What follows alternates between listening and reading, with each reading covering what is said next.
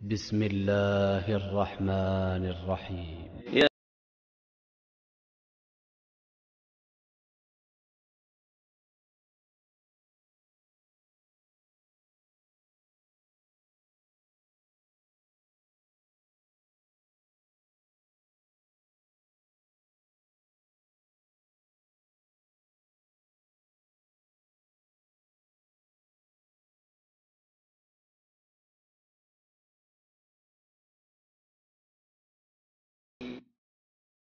فإن خير الحديث كتاب الله وخير الهدي هدي محمد صلى الله عليه وسلم وشر الأمور محدثاتها وكل محدثة بدعة وكل بدعة ضلالة وكل ضلالة في النار.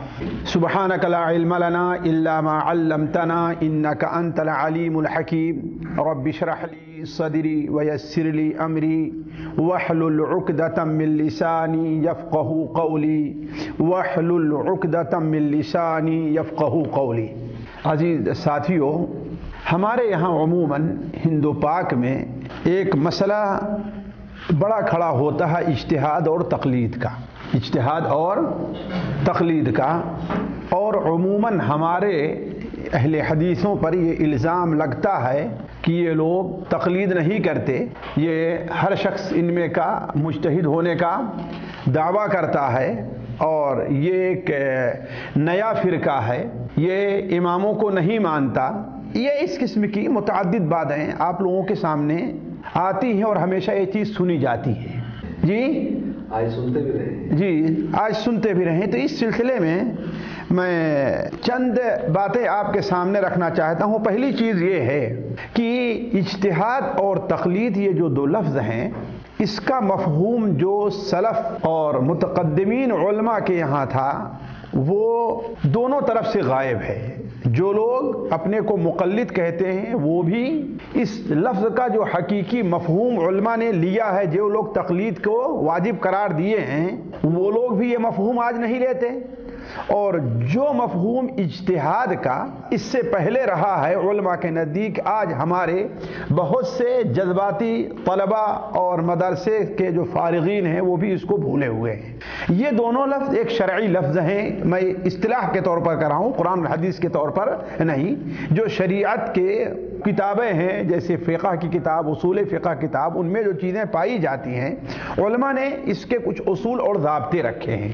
اور یہ معنی جو تقلید کا آج لیا جاتا ہے، یہ معنی وہ علماء بھی جو تقلید کے وجوب کے قائل تھے وہ یہ نہیں لیتے. ایک چیز. دوسری چیز، آج جو یہ فکر اہل حدیث ہے کہ دیکھیے، پہلی بات تو ہمیں یہ سمجھنا چاہیے کہ ہمارا احناف سے، شوافع سے، حنابلہ سے، مالکیہ سے یہ اختلاف نہیں ہے کہ تقلید کرنی چاہیے نہیں کرنی چاہیے. یہ اختلاف نہیں ہے. ہمارے یہاں طلبہ اس کو غلط سمجھتے ہیں، یا جو اردو میں پڑھے لکھے لوگ اہل حدیث بنتے ہیں کہ ہم کسی کے مقلد نہیں، اس مفہوم غلط سمجھتے ہیں. ہمارا یہ اختلاف قطعاً ہے ہی نہیں. اصل جو ہمارے علماء اہل حدیث ہند و پاک بالاخص، ان کی مثال میں دیتا ہوں، ان لوگوں نے تقلید کے خلاف آواز اٹھائی ہے. ہمارا اختلاف احناف سے دو چیزوں میں ہے. ایک تو تقلید شخصی کے بارے میں ہے. وہ لوگ کہتے ہیں جو حنفی ہے وہ حنفی ہی رہے، کسی دوسرے فقہ کو نہ مانے. جو مالکی ہے وہ مالکی ہی رہے، وہ کسی اور فقہ کو، کسی اور عالم کو نہ مانے، اور کوئی اور کتابیں اس لیے تو پڑھے کہ ان کے عیوب کو ڈھونڈے، لیکن اس لیے نہ پڑھے کہ ہمیں اس سے کیا فائدہ حاصل ہونے والا ہے. تو پہلا ہمارا ان سے جو نقطۂ اختلاف ہے وہ یہ ہے کہ وہ تقلید شخصی کے قائل ہے، یعنی ایک امام کے یا ایک معین مسلک کے، ایک متعین مذہب کے، مذہب حنفی ہے یا مذہب شافعی یا مذہب حنبلی ہے. یہ اصل ہمارا ان کا نقطۂ اختلاف ہے. اور دوسرا نقطۂ اختلاف ہے وہ یہ کہتے ہیں کہ چاہے جاہل ہو یا عالم ہو، پڑھا لکھا ہے یا ان پڑھ ہے، ہر ایک کے لیے تقلید واجب ہے. یعنی جو عالم ہے وہ بھی تقلید کرے، یعنی گویا وہ جو مسئلہ بیان کرے یا جو اپنے لیے عمل کی راہ نکالے، وہ اگر حنفی ہے تو فقہ حنفی ہی کی بنیاد پر، اگر مالکی ہے تو فقہ مالکی کی بنیاد پر، اگر کوئی حدیث یا آیت اس کے خلاف پڑتی ہے تو اس کو اسی اعتبار سے سمجھے، اسی روشنی میں سمجھے جو اس کے فقہاء اور علماء نے متعین کر دیا ہے.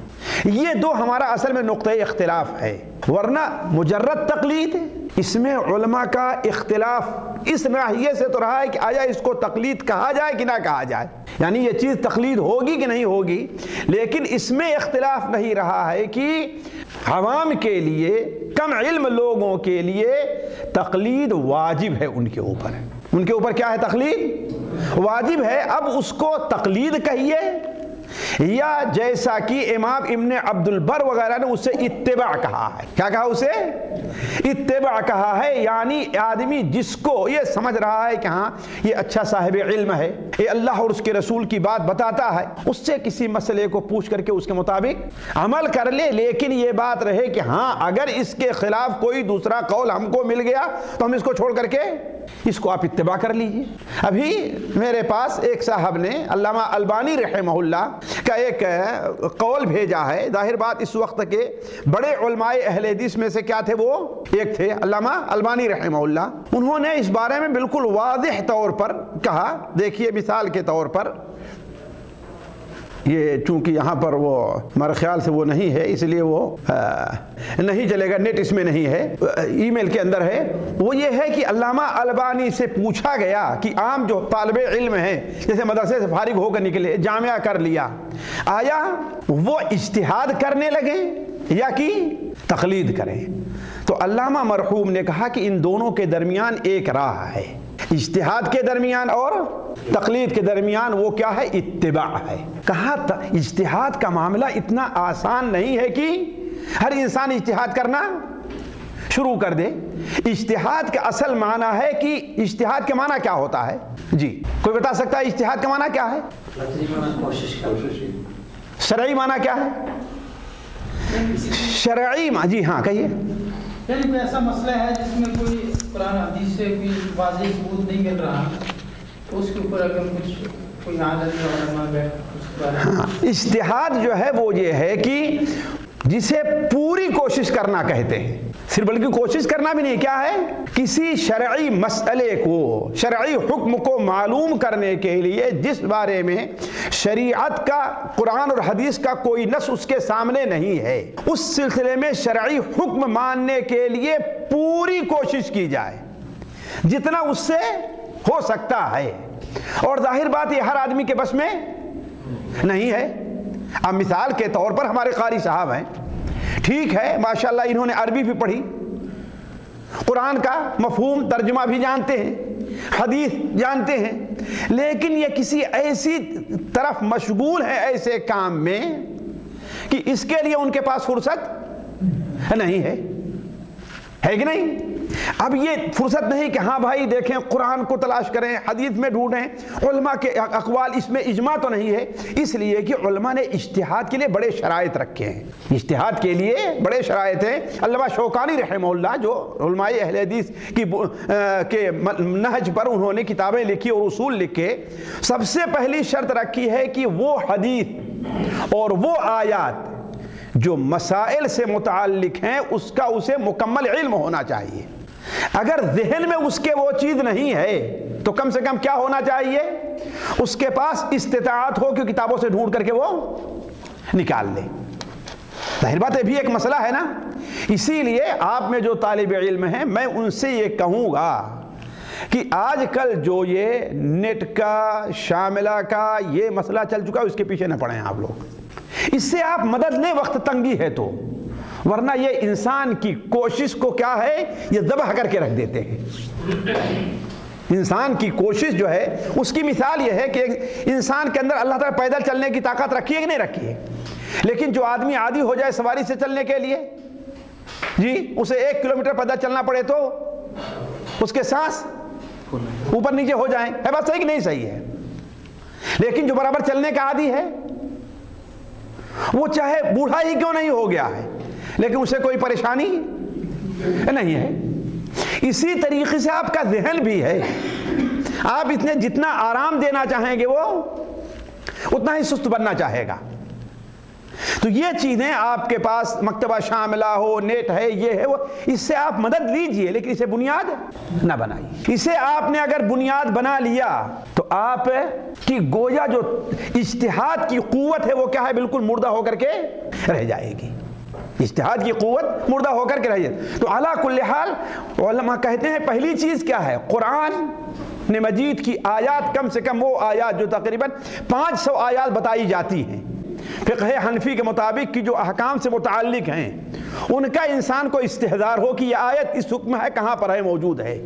اب مثال کے طور پر آپ سے کہا جائے کہ قرآن مجید میں وہ عورت جس کی رخصتی نہ ہوئی ہو اس کی عدت بیان کی گئی ہے، وہ کہاں ہے؟ تو اگر آپ کو وہ آیت یاد نہیں ہے تو کم سے کم وہ سورت تو یاد ہوگی، سورہ احزاب میں ہے. کہاں یہ ہے؟ بات صحیح نہیں ہے؟ فما لکم علیہن من عدت تعددون ہے، سورہ احزاب میں ہے نا. اسی طریقے سے ایک عورت ہے جس کے شوہر کا انتقال ہو جائے تو اس کی عدت کیا ہے؟ ظاہر بات اس کی عدت ہے نا، وہ کہاں پر ہے؟ اگر آیت کا کم سے کم بلفظ ہی استحضار نہیں ہے تو یہ تو ہونا چاہیے ہمیں قرآن میں یہ حکم موجود ہے، اور کہاں ہے؟ سورہ بقرہ ہے کہ نہیں؟ تو یہ چیز ہونی چاہیے. علی کل حال یہ بڑا لمبا، اس میں عربی زبان اور یہ ساری چیزیں، بلکہ شیخ نصیر جانتے ہیں، میں ایک مثال دے رہا تھا کہ مجتہد جب اجتہاد کرتا ہے تو اس کی وسعت فہم اور معلومات ہوتی کہ بڑی وسیع ہوا کرتی ہے. ایک مثال دیا ہم نے، ہمارے یہاں عام طور پر سوال ہوتا ہے اور آپ لوگوں کے سامنے بھی ایک سوال آیا ہوگا. وہ سوال یہ ہے کہ آیا کوئی آدمی خودکشی کر لیتا ہے تو اس کی نماز جنازہ پڑھی جائے گی نہیں پڑھی جائے گی؟ سوال آتا ہے کہ نہیں آتا ہے؟ یہ عام طور پر لوگ پوچھتے ہیں. اور ہمارا جو جذباتی فارغ شدہ نوجوان ہے کہتا نہیں پڑھی جائے گی، کہہ دیتا ہے نا نہیں پڑھی جائے گی. کیوں؟ اس لیے کہ اللہ کے رسول صلی اللہ علیہ وسلم کے پاس، جیسا کہ سنن نسائی وغیرہ میں ہے کہ ایک شخص ہے جس نے اپنے آپ کو قتل کر لیا تھا بمشقص، ہے نا. آپ کے پاس اس کا جنازہ لایا گا تو آپ نے کیا فرمایا؟ میں اس کی نماز جنازہ نہیں پڑھوں گا. لیکن کیا اس حدیث کا یہی مفہوم ہے؟ بات ہے، یہ نص ہے، لیکن یہ دلیل ہے، لیکن دلیل کے لیے بھی علماء کہتے ہیں آیا یہ ظاہر الدلالہ ہے، دلالت النص ہے، دلالت الظاہر ہے، مؤول ہے، منسوخ ہے کہ نہیں ہے، یا یہ محکم ہے؟ یہ ساری چیزیں ہیں، نہیں چیزیں اس میں ہیں. اب مثال کے طور پر قرآن مجید میں احل اللہ البیع وحرم الربا، اللہ تعالیٰ نے خرید و فروخت کو حلال کیا اور سود کو حرام کر دیا ہے. یہ ظاہر دلالت کیا ہے کہ سود حرام ہے اور خرید و فروخت جائز ہے. تو کیا مطلب ہر قسم کی خرید و فروخت جائز ہوگی؟ ایک سوال ہے، ہر چیز کی خرید و فروخت جائز ہوگی؟ گویا یہ جو ظاہر الدلالہ یہاں پر ہے، یہاں پر اللہ تعالیٰ نے اس نص کو یہاں پر اس لیے نہیں ذکر کیا ہے کہ خرید و فروخت کی حلت بیان کیا جائے، بلکہ یہاں پر دونوں مقارنہ کے طور پر یہ اصل میں نص ہے. دلالت النص ہے جو بالکل واضح ہے کہ دیکھو اللہ تبارک و تعالیٰ نے تمہارے لیے اگر سود کو حرام کر دے رہا ہے تو اس کے مقابل میں خرید و فروخت کو، یعنی یہی نہیں کہ سود ہی پر تمہاری روزی کا ذریعہ منحصر ہے، نہیں، تمہارے لیے اگر سود کو حرام کیا تو اس کے بدلے کیا ہے؟ خرید و فروخت کو اللہ نے تمہارے لیے. تو یہ کیا ہے؟ اسی کو کہتے ہیں دلالت النص، کہتے ہیں دلالت الظاہر نہیں کہتے. تو یہ چیز بھی علماء کے نزدیک بڑی اہم ہے. تو کیا اس حدیث کا یہی مفہوم ہے یا اور کچھ ہے؟ تو علماء نے دیکھیے جب اس موضوع پر غور کیا، دیکھیے علماء کی وسعت فہم دیکھیے.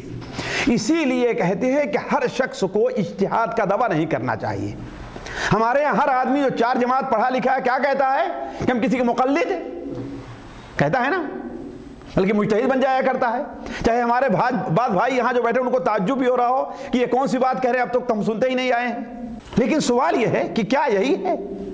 نہیں ساتھیو، اجتہاد کیا، انسان کے پاس وہ آلیہ، وہ صلاحیت ہو اور پوری کوشش کرے حق تک پہنچنے کے لیے. پہلی چیز کیا ہے؟ ضرور صلاحیت تو پائی جانی چاہیے. اب ایک آدمی ہے صرف اردو پڑھ کر کے دینی معلومات لیتا ہے، وہ اجتہاد کرنے لگے تو آپ کیا کہیں گے؟ اجتہاد کرنے کا حق ہے اس کو. کیوں؟ اس لیے کہ قرآن اور حدیث جو عربی زبان میں ہے اس کا اپنا ایک اسلوب ہے. آپ کو یہ پتہ نہیں جو ترجمہ آپ کے سامنے پیش آ رہا ہے صحیح بھی ہے کہ نہیں صحیح ہے، اب وہ کیسے ہی معلوم ہوگا؟ ہو سکتا ہے کہ نہیں ہو سکتا ہے؟ جو ترجمہ آپ کے سامنے ہے غلط ہوگا نہیں غلط ہو سکتا ہے نا؟ یا اگر ترجمہ کیا ہے صحیح کیا ہے لیکن آیا عبارت کے پورے مفہوم کو ادا کر بھی دے رہا ہے کہ نہیں کر دے رہا ہے؟ اس لیے کہ ہر زبان کی اپنی ایک صلاحیت ہے، عربی زبان کی اپنی ایک بلاغت اور وسعت ہے کہ نہیں؟ اسی لیے عموماً دیکھیں ترجمہ جب کتاب کا عربی سے اردو میں کیا جاتا ہے تو وہ بڑی موٹی ہو جاتی ہے، ہوتا ہے نا؟ عموماً جو لوگ ترجمہ کرتے ہیں جانتے ہیں، اگر 100 صفحے کتاب ہے تو کم سے کم اس کے 150 صفحے 125 صفحے 130 140 ضرور ہوں گے، ہے بات صحیح کہ نہیں صحیح ہے؟ تو اس کا مطلب یہ ہے کہ عربی زبان، اسی لیے ساتھیوں علماء کہتے ہیں کہ یہ نہیں کہنا چاہیے قرآن مجید کا ترجمہ، کیا کہنا چاہیے؟ قرآن کے معانی کا، یعنی ہم نے جو معانی سمجھا اس کو میں آپ کے سامنے رکھ رہا ہوں، ورنہ قرآن اللہ کتاب و فصاحت اور بلاغت ہم ترجمے میں کہاں سے لا سکتے ہیں؟ تو یہ نہیں کہ قرآن کا ترجمہ ہے، نہیں، یہ کیا ہے؟ قرآن کا جو اس آیت کا جو معانی ہے اس معانی کوئی ترجمانی ہم نے اپنی زبان سے اپنے الفاظ میں کی ہے۔ تو خیر میں مثال دے رہا تھا وہ کہ کس طریقے سے علماء جب اجتہاد کرتے ہیں تو ان کی افق کس قدر وسیع ہوتی ہے۔ علماء نے کہا نہیں، جو شخص خودکشی کر لے گا اس کی نماز جنازہ پڑھی جائے گی۔ آپ کہیں گے یہ کیسے ہوگا؟ اللہ کے رسول نے کہا میں نہیں پڑھوں گا، یہ کیسے ہو سکتا ہے؟ تو علماء نے ظاہر بات غور کیا، پہلی چیز سامنے یہ رکھی جو ہم نے سمجھا ہے، شاید آپ ڈھونڈنے لگے کسی کتاب میں ایک جگہ نہ ملے، لیکن جو ہم نے سمجھا ہے پہلی چیز یہ کہ کیا علماء نے دیکھا کیا خودکشی کرنا یہ کفر ہے، انسان ارتداد ہے کہ انسان مسلمان نہ رہ جائے؟ ہے نا؟ ایک بات ہے سوچنے کی ہے کہ نہیں ہے؟ اگر وہ مرتد نہیں ہے، اگر وہ مسلمان ہے تو ایک مسلمان کے جو دو مسلمانوں پر حق ہیں کیا ہے؟ ایک کہ اس کی، اس کا مطلب وہ حقدار ہے پڑھنے کا، بس ہے کہ نہیں صحیح ہے؟ اسی لیے امام مسلم رحمہ اللہ اپنی کتاب میں جہاں ایک حدیث لائے ہیں امام نووی اس پر باب باندھتے ہیں، باب اس بیان میں کہ کبائر کے ارتکاب سے انسان کوئی شخص کافر نہیں ہو جاتا، اور اس میں مثال خودکشی کرنے والے کی لائے ہیں۔ مثال کون ہے؟ خودکشی کرنے والے کی ہے، یعنی خودکشی گویا کفر نہیں ہے، لہذا اس کی نماز جنازہ پڑھی۔ دوسری چیز یہ ہے علماء نے دیکھا کہ آیا اللہ کے رسول صلی اللہ علیہ وسلم نے جو اس کی نماز جنازہ نہیں پڑھی ہے تو آپ نے فرمایا کیا آپ نے کہا کہ اس کی نماز جنازہ جائز نہیں ہے، اس کی نماز جنازہ نہ پڑھو، یا کہ آپ نے کیا فرمایا ہے؟ حدیث کے الفاظ ہیں اما انا فلا اصلی علیہ، بھائی دیکھو جہاں تک میرا تعلق ہے میں اس کی نماز جنازہ نہیں پڑھوں گا۔ اس کا معنی کیا ہے؟ تم لوگ پڑھو، عربی کو اسلوب دیکھیے، آپ نے یہ نہیں کہا کہ نہیں اس کی نماز جنازہ نہیں ہے، یہ نہیں فرمایا آپ نے کیا کہا؟ جہاں تک میرا تعلق ہے میں اس کی نماز، اور معنی کیا ہے؟ لیکن تم لوگ پڑھو۔ اسی لیے کوئی ایک مثال نہیں پیش کی جا سکتی کہ کسی بھی خودکشی کرنے والے کو بغیر نماز جنازہ اس کی پڑھے ہوئے دفن کیا گیا ہو۔ دیکھیے علماء کی سمجھ دیکھیے۔ تیسری چیز علماء نے کیا غور کیا، کیا اللہ کے رسول صلی اللہ علیہ وسلم نے نماز جنازہ تو نہیں پڑھی، کوئی ایسی مثال ملتی ہے کہ آیا آپ نے ان کے لیے دعائے مغفرت کی کہ نہیں کی؟ کن کے لیے؟ جس خودکشی کر لے۔ اگر دعائے مغفرت کی تو اس کا مطلب یہ ہے کہ جنازہ بھی کیا ہے؟ اللہم اغفر لہ ورحمہ وعافہ واعف عنہ، یہی تو ہے نا؟ اللہم اغفر لحینا ومیتنا وشاہدنا، کیا چیز ہے؟ اب علماء دیکھے تو ہاں ثابت ہے کہ اللہ کے رسول صلی اللہ علیہ وسلم نے خودکشی کرنے والے کے لیے دعائے مغفرت کی۔ صحیح مسلم شریف میں ہے کہ ایک شخص ہجرت کر کے قبیلے دوس کا تھا ہمارے خیال سے، آپ صلی اللہ علیہ وسلم ہجرت کر کے آیا، اور مدینہ منورہ کی آب و ہوا اس زمانے میں اللہ کے رسول کی دعا کی برکت ہے کہ نہیں رہ گئی وہ آب و ہوا، ورنہ اسے یثرب کیوں کہتے تھے؟ اسی لیے کہتے تھے کہ یہ وبائی جگہ ہے، یہاں پر نالیاں بہتی تھیں، وادیاں پانی جمع رہتے تھے، کھیتیاں ہوتی، جس کی وجہ سے کیا ہے وہاں بڑی وبائی بیماری۔ صحابہ کرام شروع میں کتنے پریشان ہوئے، حضرت بلال کتنے پریشان ہوئے، حضرت عائشہ بیمار ہو گئے تو بغیر بیمار ہو گئے، بلکہ تمنا کرنے لگے وہ لوگ کہ کاش کہ مکہ واپس چلے جائیں. یہ سیرت میں پڑھا ہے نا آپ نے. تو آپ صلی اللہ علیہ وسلم کے پاس ہجرت کر کے وہ شخص آتا ہے اور جب بیمار ہوا تو بڑا پریشان ہوا. اور جانتے ہیں بسا اوقات ہوا، مثال طور پہ آپ کو یہ خارش شروع ہو جائے تو دیکھیں آپ لوگ کتنا پریشانی ہوتی ہے کہ نہیں. بسا اوقات جی کہ کاٹ کر کے اس کو پھینک دیں، اس کو کتنی خارش ہوتی ہے. ایسا ہوتا ہے نا، چاہے کوئی وبائی بیماری کی شکایت انسان کو ہو جائے. تو آپ صلی اللہ علیہ وسلم کے پاس جو ہجرت کر کے آیا تھا وہ ہوا کیا کہ آپ صلی اللہ علیہ وسلم نے ہجرت جب اس کو تکلیف ہوئی تو اس نے اپنے ہاتھ کو اپنے اس ہاتھ سے کاٹا اور اسی میں خون گیا اور مر گیا وہ. تو آپ صلی اللہ علیہ وسلم کے صحابہ نے جو دفن کیا، یہ حدیث میں نہیں کہ آپ نے پڑھا یا نہیں پڑھا، لیکن صحابہ نے جب دفن کیا تو جس ساتھی کے ساتھ ہجرت کر کے آیا تھا اس نے خواب میں اس کو دیکھا تو دیکھا اس کے حالات تو بڑے اچھے ہیں. البتہ دونوں ہاتھوں کو کاٹا تھا اس کو بھی، اور جس کو کاٹا تھا اس کو بھی، دونوں کو چھپائے ہوئے اپنا ایسے کسی کپڑے سے ایسے چھپائے ہوئے ہیں. اور باقی حالات کیا ہیں جس میں کہ بڑے اچھے ہیں. صحیح مسلم کتاب الایمان جلد اول ہی میں حدیث موجود ہے. تو اس نے پوچھا کیا کہ ہاتھوں کیوں چھپایا ہے تم نے؟ جب اللہ نے تمہارے ساتھ یہ معاملہ کیا ہاتھوں کیوں چھپایا ہے؟ کہا لیکن اللہ تعالیٰ نے فرمایا کہ جس چیز کو تم نے اپنے ہاتھ سے خراب کیا اس کو میں نہیں بناؤں گا. تم نے ہجرت کی ہمارے نبی کی طرف، یا ہجرت کر کے آئے، میں تمہیں بخش دے رہا ہوں، اس لیے کہ تمہاری نیت کیا تھی؟ صالح تھی، اخلاص پر. لیکن جس چیز کو تم نے اپنے ہاتھ سے خراب کیا ہے اس کو میں نہیں بدلوں گا، نہیں بناؤں گا. تو آپ صلی اللہ علیہ وسلم رسول رحمت تھے، نہیں رہ گیا. آپ نے فوراً اللہ تعالیٰ اللہم ولیدیہ فاغفر، اے اللہ تعالیٰ اس کے دونوں ہاتھوں کو بھی بخش دے. تو اللہم ولیدیہ فاغفر، اے اللہ تعالیٰ. تو خودکشی کرنے والے کے لیے مغفرت دعا کی کہ نہیں کہ اللہ کے رسول صلی اللہ علیہ وسلم کی نا. پانچویں یا چوتھی چیز دیکھیے، میں یہ کہہ رہا ہوں کسی موضوع پر جب اہل علم اجتہاد کرتے ہیں تو کتنے ناحیوں سے دیکھتے ہیں. ہمارے یہاں عام ارے بھائی کیوں نہیں ہم اجتہاد کر، ہمارے سامنے یہ قرآن کی آیت ہے، اللہ کے رسول، ہم کیوں نہیں اجتہاد کر سکتے؟ ارے بھائی اجتہاد کے لیے آلیات اور سمجھ وسعت فکر کی بھی ضرورت ہے.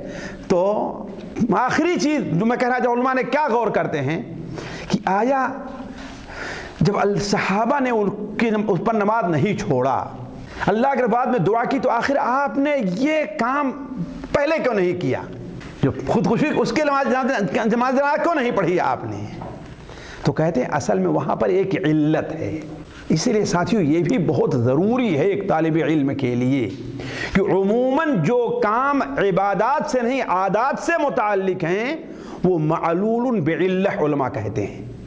کیا ہے معلول بعلہ؟ اس کی کوئی نہ کوئی علت ہوتی ہے.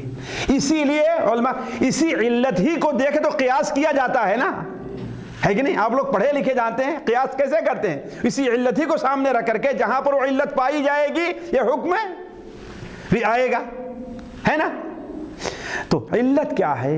علت یہ ہے تاکہ لوگوں کو عبرت ہو، لوگوں کو نصیحت ہو کہ اس قسم کی حرکت سے لوگ باز آئے کرے اللہ کے رسول صلی اللہ علیہ وسلم ہماری نماز جنازہ نہیں پڑھیں گے. صحیح بات ہے. یہ بدقسمتی ہے کہ نہیں بدقسمتی ہے؟ اگر ایمان والا ہے سوچے کہ نہیں سوچے گا؟ سوچے گا نا. تو یہ ہماری بدقسمتی ہے. تو اس لیے لوگ کیا کریں گے ایسے کام سے؟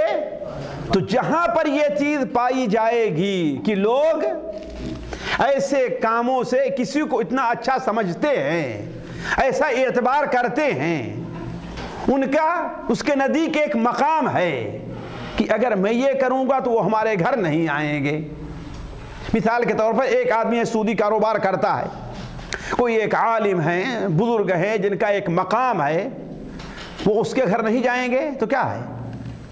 سوچے گا کہ ارے کیوں نہیں آ رہے ہیں، ذرا سوچیں تو صحیح، ہے کہ نہیں؟ تو جہاں یہ علت پائی جائے گی وہاں پر اس شخص کے لیے ایسے لوگوں کی نماز جنازہ پڑھنا مناسب نہیں ہوگا. لیکن جہاں نہیں پائی جائے گی، ہم جیسے 1000 نہ پڑھیں اس کو کیا جاتا ہے کہ نہیں ہے؟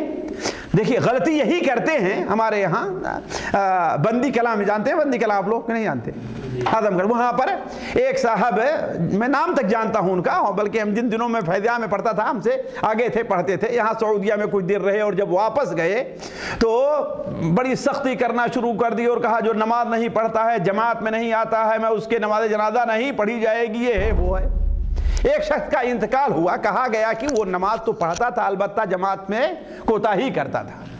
جب اس کا جنازہ رکھا گیا تو انہوں نے کہا کہ نہیں، اس کی نماز جنازہ نہیں پڑھواؤں گا، اس لیے کہ یہ نماز نہیں پڑھتا تھا۔ اس کے گھر والے کیا ہوئے؟ ناراض ہوئے، نہیں پڑھو گے نہیں پڑھو گے، گئے دوسرے مولوی بلا کے لے اور نماز پڑھا لیا اس کی، ہے کہ نہیں؟ کیا فائدہ ہوا ذرا سوچیں، فائدہ ہوا اس کا کہ نقصان ہوا؟ نقصان ہوا نا۔ تو یہ چیز جو ہے علت دیکھی جائے گی کہ ہاں یہاں پر یہ مفید ہے کہ نہیں ہے۔ تو بات میں یہ کہہ رہا تھا ساتھیوں کہ ضروری یہ ہے کہ اجتہاد کے بارے میں ہمیں یہ ذہن میں بات رہے۔ تو اسی لیے علامہ البانی رحمہ اللہ نے یہ کہا کہ دیکھو اجتہاد اور تقلید کے درمیان میں ایک مرحلہ جسے اتباع کہتے ہیں۔ کیا کہتے ہیں؟ اتباع کہتے ہیں۔ متاخرین میں دکتور وسیع اللہ کا نام آپ لوگ اچھی طریقے سے جانتے ہیں، ہے نا؟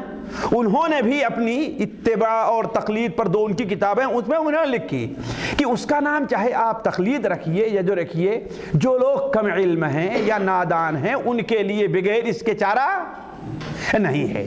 تو علی کل حال بات یہاں سے نکلی تھی ساتھیوں کہ ہمارے یہاں یہ دو مسئلے بڑے رہتے، اجتہاد اور تقلید کے، اور دونوں طرف کیا ہے، لوگ طرف نقیض جس کو کہا کرتے ہیں، وہ جو ہیں وہ یہ کہتے ہیں کہ چاہے جو کچھ ہو جائے ہم فقہ حنفی کو چھوڑنے والے، اسی لیے نتیجہ کیا نکلتا ہے کہ آدمی ذرا سا ہوتا ہے فقہ حنفی چھوڑ کر کے اہل حدیث بن جایا کرتا ہے کہ نہیں؟ ہوتا ہی نہیں ہوتا ہے۔ لیکن اگر اس میں تھوڑی سی، جیسے یہاں حنابلہ کے اندر تھوڑی سی نرمی ہے نا، بڑی نرمی، بڑی وسعت ان کے یہاں ہے، بڑی وسعت ان کے یہاں ہے۔ ایک آدمی کو آزادی دی ہے، ٹھیک ہے بھائی آپ امام حنبل رحمہ اللہ کے اقوال کی پابندی کیجئے، یا آپ اگر تحقیق سے کسی اور مسئلے پر جاتے ہیں تو کوئی اس میں کوئی کسی کو اعتراض کرتا ہے۔ شیخ ابن عثیمین رحمہ اللہ کی آپ کتابیں پڑھیے اور بالکل اسی منہج پر جو منہج اہل حدیث ہے، لیکن لوگ ان کا ساتھ چھوڑ دیے، ان کے اوپر سختی کیا نہیں۔ لیکن ہمارے یہاں کیا ہے کہ نہیں، بلکہ ایک عالم جو شیخ الہند کے ساتھ ملقب تھے وہ تو کہا کرتے تھے کہ یہ مسئلہ ٹھیک ہے، اس میں ابو حنیفہ نے تمام علماء کی مخالفت کی ہے، اور ہمارے استاد بھی امام شافعی کے مسلک کو راجح قرار دیتے تھے، لیکن نحن مقلدون یجب علینا تقلید امامنا ابی حنیفہ۔ ظاہر بات یہ ایسی چیز ہے گویا آپ نے، اسی لیے ساتھیوں یہ کتاب جو میری آپ کے سامنے ہے، میں اسی کی بنیاد بنا کر کچھ باتیں آپ سے کر رہا تھا کہ یہ کتاب پڑھنے کی ہے۔ یہ کتاب ایک شافعی عالم کی ہے جو آج سے نہیں، آج سے 700 پہلے، ان کا انتقال 665 میں ہوا ہے، 599 میں پیدائش سے 665 میں ان کا انتقال ہے۔ انہوں نے بڑی اچھی اسی کے خلاف کہ تقلید جامد جو ہے اس کے خلاف انہوں نے آواز اٹھائی، تقلید کے نقصانات، رائے قیاس کے نقصانات اور اس کے نقصانات کو انہوں نے اس کتاب میں لوگوں کے سامنے رکھا۔ اور اگر دیکھیں تو جس سختی کے ساتھ لکھا ہے، اس سختی کے ساتھ شاید آج کوئی اہل حدیث لکھے۔ یہ عربی بھی کتاب موجود ہے، مختصر المؤمل فی الرد الی الامر الاول، مختصر المؤمل فی الرد الی الامر، جس کا یہ ترجمہ اردو میں ہے، اور ہم ہی نے مشورہ دیا تھا لوگوں کو اس کتاب کا ترجمہ کرنے کے لیے۔ یہ تقریباً بامبے کوکل سے یہ کتاب چھپی ہے نا۔ یہ کتاب ساتھیوں ہمارے پڑھنے کے لائق ہے۔ اس کتاب کے ہمیں پڑھنے سے فائدہ کیا ہوگا؟ عام طور پر دیکھیے کہ ہمیں جو یہ کہا جاتا ہے کہ اہل حدیث نیا فرقہ ہے، کہا جاتا ہے نا، انگریزوں کی پیداوار اس سے پہلے نہیں تھا۔ یہ تو آپ کہہ سکتے ہیں کہ تنظیمی طور پر دیوبندی بھی نیا فرقہ ہے کہ نہیں ہے؟ تنظیمی طور پر بریلوی بھی نیا فرقہ ہے۔ تنظیمی طور پر تو آپ کہہ سکتے ہیں کہ ہاں بھائی یہ نیا ہے، لیکن فکرے کے طور پر یہ فکر کوئی نئی نہیں ہے۔ ہر زمانے میں علماء ایسے رہے ہیں، अव्वलन तो आज जो तकलीद राइज है उसको, वो तकलीद पहले उलमा ये करते ही नहीं थे। इस सिलसिले में उलमाए हनाबिला कुछ सख्त थे और उलमाए मालिकिया थे, वरना आम तौर पर हनाबिला तो इस सिलसिले में इस तकलीद जामिद की सही हदीस मिल भी जाए तो इसके कायल कभी रहे ही नहीं हैं। बल्कि इमाम नववी रहमहुल्लाह, मैं पढ़ रहा था, इमाम नववी रहमहुल्लाह जो ये कहते हैं कि अइम्मे अरबा में से किसी एक की तकलीद वाजिब है, उन्होंने अगर देखा जाए तो उनकी किताब अल मजमू पढ़िए, उनकी किताब शरह मुस्लिम पढ़िए, कम से कम फ़िक़्ह हनफिया और इमाम शाफ़ई के मसलक के कम से कम 1/3 हिस्सों में जरूर मुखालफत की होगी। बल्कि अब तो रिसाला एक लिखा गया है जामिया के अंदर कि इमाम नववी ने किन किन मामले में मसलक शाफ़ई की, ये इमाम शाफ़ई की, उनमें से एक मसला और बता दूं ना। इमाम शाफ़ई का ये कौल नकल किया जाता है कि वो जुबान से नियत के कायल थे, नियत करता हूँ मैं जैसे है ना, एक कौल नकल किया जाता है खुद। हाँ, उलमाए शाफ़िया का इसमें इख्तिलाफ है, कुछ लोग कहते हैं कि इमाम शाफ़ई के कौल का यही माना है और कुछ लोग कहते हैं ये माना नहीं है। बड़े बड़े उलमाए शब इमाम सुबकी वगैरह कहते हैं नहीं, इमाम शाफ़ई इसको ताकीद के लिए इसके कायल थे, लेकिन इमाम नववी उसके कायल, उसको बिदात बताते, कहते हैं उसकी ज़रूरत नहीं है। तो अगर वो लोग तकलीद करते थे तो ये तकलीद जो आज माना लिया जाता है वो माना। दूसरी बात यह है कि बहुत से उलमा जैसे शवाफे में से ये भी हैं, बल्कि इन्होंने, अभी मैं वक्त बहुत कम है, एक बात मैं आपके सामने रखता हूं कि इन्होंने तकलीद के बारे में, तकलीद के नुकसानात कितने बयान किए हैं अंधी तकलीद की। वही चीज़ है जो आज हमारे अहले हदीस बयान करते हैं, जो आज हमारे अहले हदीस बयान करते हैं। और इनके ऊपर कुछ लोगों ने उस वक्त वही इल्ज़ाम लगाया, बल्कि इनको कत्ल किया था, और इतना मारा था कि उसी में उनका इंतकाल हुआ है। इमाम इब्न कसीर अल बिदाया व निहाया में लिखते हैं, चूंकि वक्त मुख्तसर है इसलिए मैंने उनकी सीरत नहीं बयान किया आपके सामने, इसीलिए मैं कहता हूँ ये कतीलुल इज्तिहाद व तकलीद हैं, ये कतीलुल इज्तिहाद व तकलीद हैं, शहीद इज्तिहाद और तकलीद हैं। ये इमाम अबू शामा रहमहुल्लाह, अब्दुर्रहमान इब्ने इस्माइल या इब्राहिम उनका नाम है और अबू शामा के नाम से मशहूर हैं। वो उन लोगों में है जो बिल्कुल आज जो मनहजे अहले हदीस है उनकी किताब ये कोई पढ़े उसी बुनियाद पर चले हैं। और ऐसे बहुत से उलमा को आप देखें तो आपको मिलेंगे मालिकिया में इब्ने मुगीथ हैं, अबू फ़ख़्ख़ार इब्ने अल फ़ख़्ख़ार हैं, ये सारे लोग इज्तिहाद करते थे और मिन व अन फ़िक़्ह मालिकी की तक़लीद नहीं करते थे। आखिरी बात जो मैं करके रुख़्सत होता हूँ कि तक़लीद के जो नुक़सात इन बुज़ुर्ग ने लिखा है, इमाम अबू शामा ने, वो क्या क्या चीज़ है उनमें देखिए, मैंने जो पढ़ा तो उसमें इस नतीजे पर पहुँचा कि वो तक़लीद के पहला जो सबसे बड़ा नुकसान जिक्र करते हैं और आज भी उसको आप महसूस करेंगे। आज जो बरेलवियों या देवबंदियों के यहाँ हदीस पढ़ाई जाती है, ये अहले हदीसों की बरकत है, ये अहले हदीसों की बरकत है। वरना ये लोग हदीस और बुखारी वगैरह सिर्फ किसके लिए पढ़ते थे? बरकत कैसे कुरान पढ़ते हैं, वरना हदीसों को पढ़ा नहीं करते थे, है कि नहीं? तो इमाम अबू शामा ने कहा सबसे बड़ा नुकसान तकलीद का ये है, सबसे बड़ा नुकसान ये है कि लोग कुरान और हदीस को छोड़ करके क्या अपने इमाम और अपने मज़हब की किताबों को पढ़ना शुरू कर देते हैं, पढ़ना शुरू कर देते हैं। और ये बात सही भी है, कहा कि कुरान की वही आयात पढ़ेंगे, उसी की तफसीर देखेंगे जिनको इनके उलमा ने मुतय्यन कर दिया है कि हमारे मज़हब के लिए दलील है। उन्हीं हदीसों को पढ़ेंगे जिनके उनके उलमा ने कह दिया कि हाँ भाई यही है ना, और उस पर कह के भी कहेंगे इसी पर अमल करना है। दूसरा जो बड़ा नुकसान उन्होंने बताया है कि इसकी वजह से बेजा तअस्सुब पैदा होता है, जिसका नतीजा आपस में कत्ल और ये और वो, आप तारीख उठा करके देखें तो ताज्जुब करेंगे उसके कितने। आज जो ये है ये तो कम है, आज ये लड़ाई। फतूहुल बुल्दान के अंदर बलादरी ने लिखा है, रई के बयान में आप लोग उठा कर देख लें कि रई में जब दाखिल हुआ तो क्या मैं खंडरात देख रहा हूं, मैं क्या देख रहा हूं? खंडरात है। पूछा ये क्या है? कहा इस शहर में 3 ग्रुप था, शियों का था, देवबहनफियों का था और शाफिया का था। ये 3 थे। सबसे ज्यादा शिया थे, اب مل گئے دونوں، حنفی اور شافعی، ان دونوں نے مل کر کے شیعوں کو مار مار کر بھگایا، یہاں سے قتل کیا، ان کے جائیداد وغیرہ پر قبضہ کر لیا۔ اب جب یہ دونوں رہ گئے، ظاہر بات ہے عصبیت تو ہے، دونوں کیوں رہیں گے، اب آپ سے لڑنا شروع کر دیا۔